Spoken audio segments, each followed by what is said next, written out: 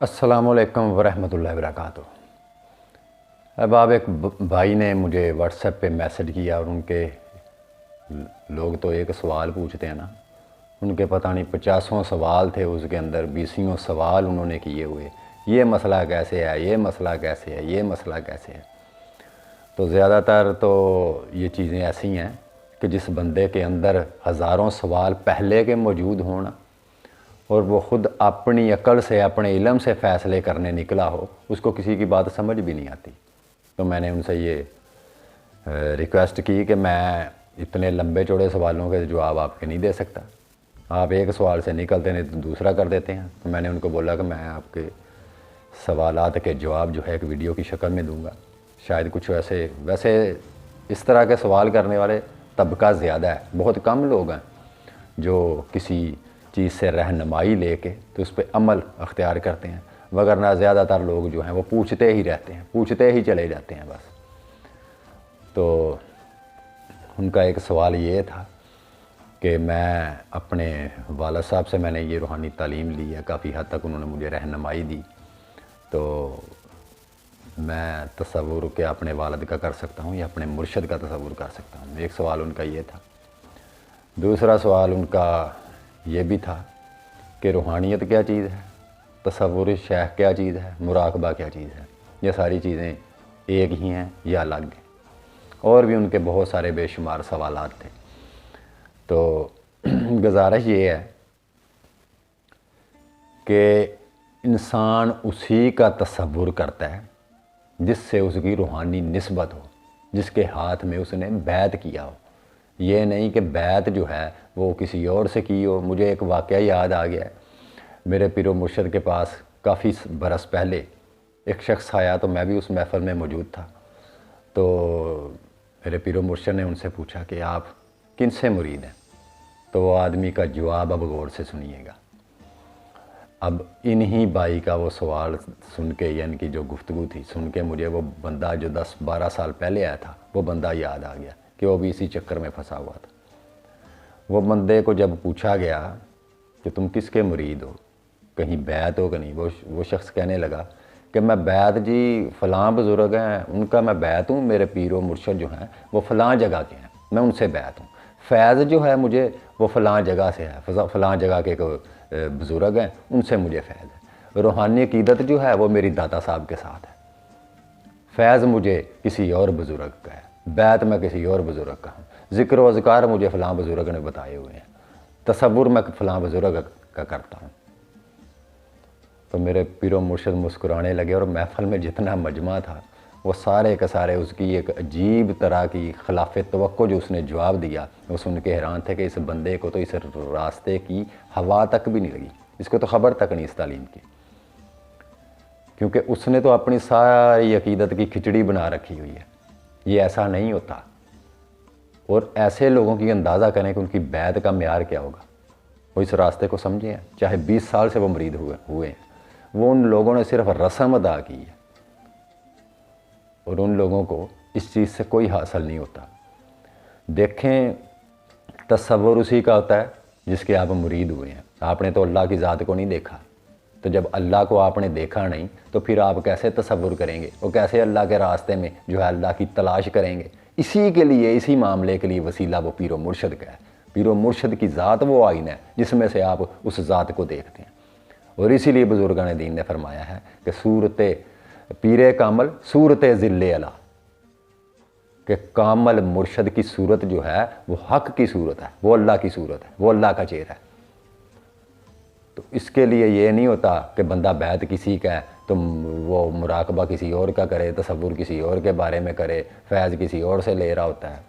ये इस रास्ते की टोटल थ्योरी के ख़िलाफ़ है। ये सारा चीज़ें ऐसे नहीं होता, इसका किसी रूहानियत से कोई तल्लुक़ नहीं है। ये सारी की सारी आपकी अक्ल है और आपका इल्म है, और अक्ल और इल्म इस रास्ते में बहुत बड़ा हिजाब है। इंसान उसी का तसव्वुर करता है। तरीक़त के आदाब ये हैं कि अपने पीर व मुर्शद के सिवा किसी और का तसव्वुर नहीं किया जाता। ना उनके बेटे का किया जा सकता तसव्वुर, ना किसी और का तसव्वुर किया जा सकता। जिसके हाथों में हाथ आपने दिया, मुझे तो अक्सर लोगों का ये भी समझ नहीं है कि उन्होंने जो बैत का असल तरीका है वो बैत भी उनकी सही है कि नहीं। کیونکہ آج کل کے جو بہروپیے پیر ہیں خود ساختہ، وہ کہہ دیتے ہیں مریدوں کو جا تو بھی میرا مرید ہے، جتنے لوگ بیٹھے ہوں۔ نہ ان سے کسی سے توبہ لی، نہ خطبہ بیعت ان کو پڑھایا، نہ ان کو شجرہ طریقت دیا، اور نہ اس بندے کو کوئی تعلیم دی، نہ اس کو ذکر و اذکار بتائے، نہ اس کے یہ چاروں مقامات جو طے کروائے جاتے ہیں، یہ چاروں مقامات جو انسان کے ہیں، خطرات نفسانی، خطرات شیطانی اور کرامن کاتبین، یہ نیکیاں بدیاں لکھنے والے۔ تو جب تک آپ ان تینوں چیزوں کی نفی نہیں کریں گے تو اثبات کی ضرب دل کے اوپر کیسے لگائیں گے لا الہ الا اللہ والی؟ تو اس لیے ان لوگوں نے ان کو تعلیم ہی سرے سے تعلیم نہیں دی ان لوگوں نے، اور وہ مرشد بن کے بیٹھے ہوئے ہیں۔ کوئی ایک جگہ پہ کوئی چیز غلط ہونا تو بندہ اس کو درست کر سکتا ہے، لیکن پورے معاشرے میں اگر یہ لوگوں کی بھرمار ہو، ایسے مرشدوں کی جو خود کو کامل مرشد کہتے ہیں، تو بندہ کس سے جا کے وہ ان کو مسئلے سمجھائے کہ تم لوگ خود تو گمراہ ہو، دوسروں کی زندگیاں کیوں برباد کر رہے ہو؟ تو ایسی بیعت کی کوئی وقت نہیں ہے جو مجمع میں کہہ دیں کہ ہاں تم سارے کے سارے ہمارے مرید ہو۔ یہ تو ایسا ہی ہے جیسے آپ بازار میں گزر رہے ہوں اور عورتوں کو کہنا شروع کر دیں کہ تم بھی میرے نکاح میں ہو، تم بھی میرے نکاح میں ہو۔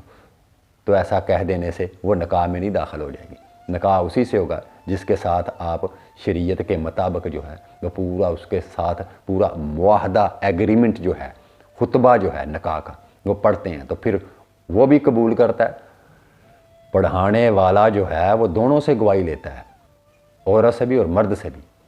اسی طرح خطبہ بیعت جو ہوتا ہے وہ پیر و مرشد جو ہیں اپنے اس مرید سے عہد لیتے ہیں، گواہی لیتے ہیں، اور آپ اپنی توبہ کے گواہ اس وقت اپنے پیر و مرشد کو بنا رہے ہوتے ہیں۔ تو اس کا پورا طریقہ کار ہے، وہ دو زانو ہو کے بیٹھتے ہیں پیر و مرشد جو ہیں۔ مرید کا بھی باوضو ہو کے بیٹھنا ضروری ہے، دونوں کے گھٹنے آپس میں ملے ہوئے ہوں۔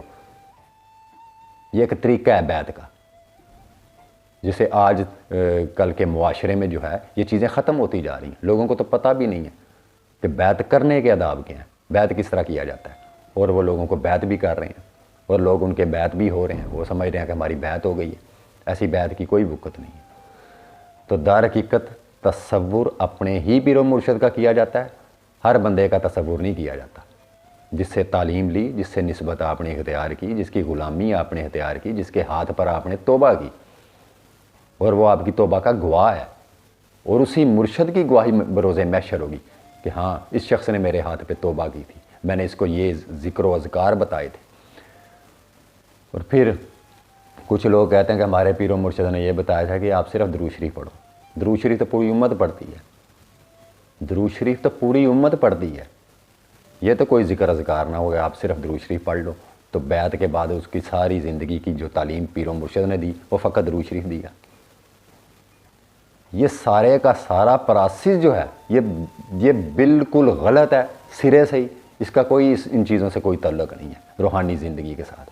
یہ تو کسی کو بس ایک رسم میں لگانے والا سسٹم ہے سارا، کہ اس نے بس رسمی طور پہ کسی کو مرید کر لیا اور وہ خود شیخ ہو کے بیٹھ گئے کہ اب میرے بڑے مرید ہیں، کاپی نکالو دیکھو ان کی تعداد کتنی ہے۔ وہ تو سب کے سب دکاندار ہیں۔ میں آپ سے پہلے بھی یہ گزارش کر چکا ہوں کہ دیکھیں مرشد میں اور مرشد کامل میں بڑا فرق ہے۔ آپ صرف مرشدوں کے مرید ہیں، مرشد کامل آپ کو میسر نہیں آ سکا، کامل کی صحبت آپ کو مل نہیں سکی۔ تو مرشد کامل وہ ہے جو باقاعدہ طور پہ جس طرح اولیاء اللہ نے یا نبی پاک صلی اللہ علیہ وسلم نے جس طریقہ کے ساتھ جو ہے وہ بیعت اور داخل کیا اس سلسلے میں، جس طرح صحابہ اکرام کو بیعت کیا، پھر صحابہ اکرام کے بعد طبقہ تابعین کو انہوں نے بیعت کیا، طبقہ تابعین کے بعد اولیاء اللہ جس طرح بیعت ہوئے، وہی طریقہ ہے، اس کے سوا بیعت کا اور کوئی طریقہ نہیں ہے۔ تو بیعت ہونے کے بعد جو ہے وہ پیر و مرشد کچھ اذکار بتاتے ہیں، ہر ایک کی روحانی استعداد کے مطابق ان کو تعلیم دی جاتی ہے کہ آپ نے یہ ذکر کرنا ہے، اس ذکر کرنے کا طریقہ یہ ہے، اس ذکر کے لیے تمہیں پیر و مرشد کا تصور کر کے بیٹھنا ہے، اپنا تصور کر کے نہیں۔ پر اکثر لوگ جو کہتے ہیں کہ نفی اثبات، کسی کو پتہ ہے کہ نفی اثبات کسے کہتے ہیں؟ نفی اثبات کسی لفظ کا نام نہیں ہے، اپنی ہستی کو مٹانے کا نام ہے۔ آپ نے لفظ تو بول دیا، لا الہ الا اللہ کہہ بھی دیا، لا الہ الا اللہ تو آپ نے کہہ دیا، لیکن ایسے نفی اثبات نہیں ملتی آپ کو جتنی دیر تک آپ ان الفاظ کے مطابق آپ کے دل کی تسلیم دل کا ایمان، دل کا یقین پہ وسط نہیں ہوتا، اور آپ اس ذکر، اس الفاظ کے مطابق آپ کا حال نہیں ہوتا، آپ کے تمام جسم کے اعضاء اس کی گواہی میں جو ہے وہ یک مشت کسی ایک نقطے پہ، ایک محور پہ مرکوز نہیں ہوتے، آپ کی نفی اثبات نہیں ہو سکتی۔ نفی اثبات کے لیے جو ہے آپ کے دل کی تصدیق اور تسلیم ہونی چاہیے۔ تو اکثر لوگ کہتے ہیں نہیں ہم نے نفی اثبات بھی بڑا کیا، ہم نے فلاں چیز بھی بڑی کی، آپ نے صرف زبان سے کیا ہے۔ اقرار باللسان تو ہے، تصدیق بالقلب آپ کے پاس نہیں ہے۔ آپ کو کہاں سے کوئی چیز حاصل ہو، چاہے 20 سال 30 سال آپ کسی کے مرید ہوں، آپ نے تو اس تعلیم پہ چلے ہی نہیں۔ اصول، حصول جو ہے، حصول بغیر اصول کے ممکن نہیں ہے۔ جب تک آپ کے پاس کوئی اصول نہیں ہے، آپ کو کسی چیز کا حصول نصیب نہیں ہو سکتا۔ اس کے اصول کے مطابق چلیں گے تو پھر آپ کو وہ حصول ملے گا۔ جس عمارت کی بنیاد ہی غلط ہے، وہاں پہ کوئی چیز تعمیر کیسے آپ کر سکتے ہیں؟ اس کی سرے سے بنیاد ہی غلط ہے۔ تو اس لیے میں ان لوگوں سے گزارش ہوں کہ جن کو ان کے پیر و مرشد نے کوئی تعلیم نہیں دی، پھر یہ خود سمجھ لیں کہ ان کے پیر و مرشد خود کامل نہیں ہے، وہاں سے آپ کو کچھ نہیں ملے گا۔ میں کسی کو بدعقیدہ یا بدگمان کرنے کے لیے جو چینل میں نے نہیں بنایا ہوا کہ لوگوں کو ان کے پیر و مرشد سے میں بدگمان کروں، میں صرف اور صرف آپ کو سچی اور حق کی بات بتا رہا ہوں کہ جس شخص نے اپنے مرید کی تربیت نہیں کی وہ شیخ کامل نہیں ہو سکتا، وہ مرشد کامل نہیں ہے، اور اس کی بیعت سے آپ کو کچھ حاصل نہیں ہوگا۔ جب تک آپ اپنے آپ پہ غور نہیں کرتے کہ بیعت ہونے سے پہلے آپ کی زندگی کیا تھی اور اب کون سی زندگی ہے، آپ اپنے آپ پہ کبھی غور کیا ہے؟ اپنی بیعت پہ غور کیا ہے؟ اپنے ماضی پہ غور کیا اور اپنے حال پہ غور کیا؟ جیسے تھے ویسے کے ویسے ہی پڑے ہوئے ہیں آپ۔ تو جس بیعت نے آپ کو کچھ نہیں دیا، اس بیعت نے آگے چل کے بھی آپ کو کچھ نہیں دینا۔ تو اس لیے کسی کامل مرشد کو تلاش کریں، کسی اہل فقر کو تلاش کریں۔ یہ جتنے بزرگان دین ہیں جن لوگوں نے اس راستے کو اختیار کیا، ان لوگوں کی زندگیوں کو پڑھیں، پھر ان کے پیر و مرشد نے ان کو کون سے اذکار بتائے، کون سی ان کے ساتھ وہ تعلیمات ان کو دیں کہ پھر جا کے ان کے اوپر یہ چیزیں منکشف ہوئیں کہ نفس کے فریب کے ہیں، نفس کے مکر کے ہیں، اور ان نفس کی ان خواہشات سے چھٹکارا لینے کا طریقہ کیا ہے، وہ فارمولہ بتایا انہوں نے۔ وہی چیز جو میں پہلے ریپیٹ کر چکا ہوں، پہلے اظہار کر چکا ہوں آپ کے سامنے کہ بغیر اصول کے حصول ممکن نہیں ہے۔ تو اس لیے اپنی بیعت پہ خود خیال کریں، اور دوسرا آپ کو سرے سے ہی جن لوگوں کو سمجھ نہیں ہے اس راستے کی، میری پلیز ان سے گزارش ہے اس راستے کو از سرے نو پھر سے سمجھیں، اپنی زندگی پہلے دن سے دوبارہ شروع کریں، کیونکہ آپ کی وہ 20-25 سال کی زندگی کا کچھ حاصل نہیں ہے اس بیعت کا۔ اس لیے آپ کے لیے تجدید بیعت ضروری ہے، تجدید شیخ ضروری ہے، کسی مرشد کامل کی تلاش کریں، اسی ناقص مرشد کے پاس نہ بیٹھے رہیں جس کے پاس خود کچھ بھی نہیں ہے، جو خود اندھیرے میں اس نے آپ کو روشنی کیا دینی ہے۔ تو ان لوگوں کو آپ مرشد کامل سمجھ کے بیٹھے ہوئے ہیں۔ تو مرید کو تصور اپنے ہی پیر و مرشد کا کرنا ضروری ہے، اپنے پیر و مرشد کا ہی تصور کر کے پھر وہ مراقبے میں گم ہوتا ہے، پھر اس پہ وہ چیزیں جو ہیں وہ منکشف ہوتی ہیں۔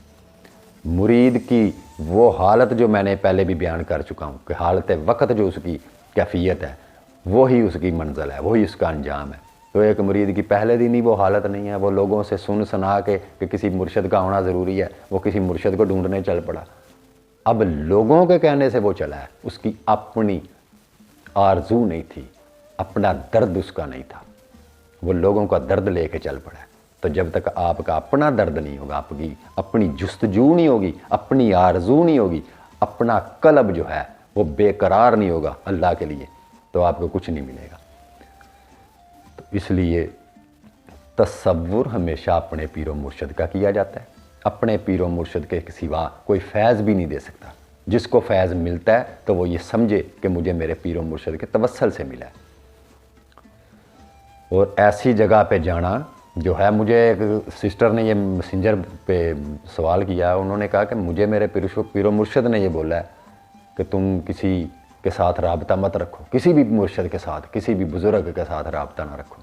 وجہ کیا تھی کہ اس بندے کے پاس اپنی کوئی تعلیم کا معیار نہیں تھا، وہ اس لیے اس پہ پابندی لگا رہا تھا کہ اگر اس نے میری جگہ پہ جا کے میرے آستانے سے نکل کے یہاں سے کسی اور کی تعلیم میں فرق دیکھا تو اس کو زمین آسمان کی تعلیم میں زمین آسمان کا فرق نظر آئے گا، تو یہ میری مریدی سے چلی جائے گی، اس لیے وہ اس کو باؤنڈ کر رہی تھی۔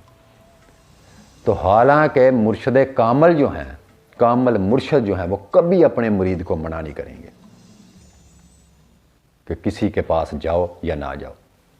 کامل مرشد کبھی اپنے مرید پہ پابندی نہیں لگائے گا، وہ بلکہ اس کو آزاد کر دے گا کہ اگر اس میں ادراک ہوگا، شعور و فکر ہوگا، غور و فکر ہوگا اس بندے کے پاس، تو یہ بندہ خود فیصلہ کرے گا کہ میرے مرشد کی تعلیم کا معیار کیا ہے اور یہاں کی تعلیم کا معیار کیا ہے، وہ آپ کو پابند نہیں کرے گا کامل مرشد جو ہے۔ لیکن مرشد ناقص جو ہے وہ آپ پہ ہزاروں پابندیاں لگائے گا، اس کو یہی وسوسہ ہوگا یہ مرید میرے ہاتھ سے نہ نکل جائے، یہ کہیں اور جا کے بیعت نہ ہو جائے۔ یہ ایک کامل مرشد کی نشانی آپ کو بتا رہا ہوں۔ کامل مرشد کسی بھی بزرگ کے پاس جانے سے، کسی بھی جگہ سے آپ کو منع نہیں کرے گا، بلکہ بعض بزرگان دین کے پاس جا کے جو ہے، بعض لوگوں کے ساتھ جا کے آپ کے اپنے پیر و مرشد کے متعلق آپ کی عقیدت زیادہ مضبوط ہوتی ہے، آپ کے پیر و مرشد میں کی محبت جو ہے، آپ کے پیر و مرشد کی محبت آپ کے دل میں اور تقویت پکڑتی ہے اور زیادہ بھڑکتی ہے، آپ کی عقیدت اور مضبوط ہوتی ہے۔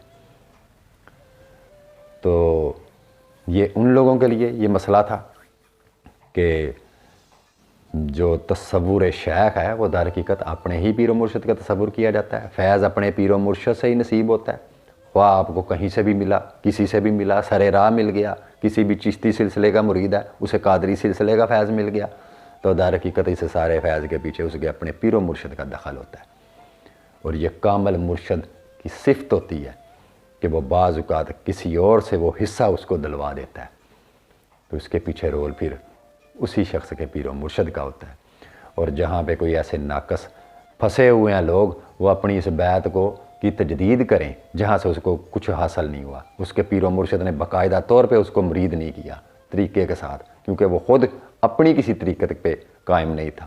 طریقت طریقے سے ہے، تو جس چیز کا کوئی طریقہ ہی نہیں ہے اس بندے کی طریقت بھی کوئی نہیں ہے۔ طریقت کا تعلق طریقے کے ساتھ ہے، تو ہر کام کا ایک طریقہ کار ہوتا ہے۔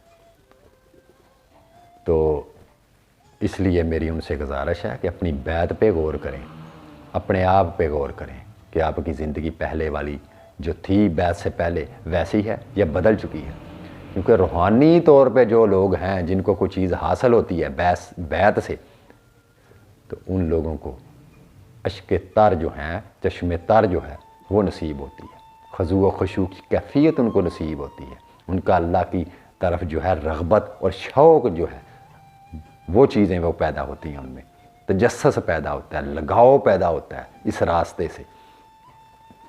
تو اس لیے آج میں اس چیز کے لیے آیا تھا تاکہ ان لوگوں کو سمجھ آ سکے۔ اس کا میں ایک اور حصہ بھی بناؤں گا اس ویڈیو کا، تاکہ جس کو کچھ چیزوں کی ابھی وضاحت رہ گئی ہے تو میں دوسرے حصے میں اس کی وضاحت بیان کر سکوں۔ دوسرا حصہ اس کا پارٹ ضرور دیکھیے گا تاکہ آپ کو مزید اس کی اچھے طریقے سے سمجھ لگ سکے۔ دعا میں یاد رکھیے گا۔ اللہ حافظ۔